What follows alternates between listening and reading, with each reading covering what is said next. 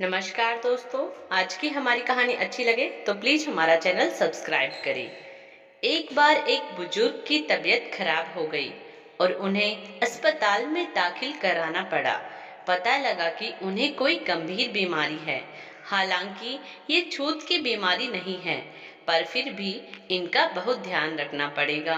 कुछ समय बाद वो घर आए। पूरे समय के लिए नौकर और नर्स रख लिए गए। धीरे धीरे पोतों ने कमरे में आना बंद कर दिया। बेटा बहू भी ज्यादातर अपने कमरे में रहते। बुजुर्ग को अच्छा नहीं लगता था, लेकिन कुछ कहते नहीं थे। एक दिन वो कमरे के बाहर टहल रहे थे, तभी उनके बेटे बहू की आवाज आई। बहू कह रही थी कि पिताजी को किसी वृद्ध आश्रम या किसी अस्पताल के प्राइवेट कमरे में एडमिट करा दे, कहीं बच्चे भी बीमार ना हो जाए। बेटे ने कहा, कह तो तुम ठीक रही हो, आज ही पिताजी से बात करूंगा। पिता चुपचाप अपने कमरे में लौटा। सुनकर दुख तो बहुत हुआ, पर उन्होंने मन ही मन कुछ सोच लिया। शाम को जब बेटा कमरे में आया तो पिताजी बोले, अरे मैं तुम्हें ही याद कर रहा था, कुछ बात करनी है।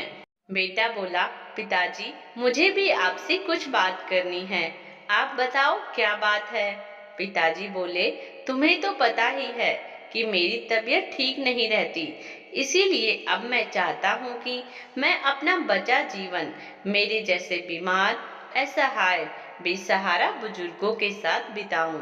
सुनते ही बेटा मन ही मन खुश हो गया कि उसे तो कहने की जरूरत नहीं पड़ी, पर दिखावे के लिए उसने कहा, यह क्या कह रहे हो पिताजी, आपको यहाँ रहने में क्या दिक्कत है।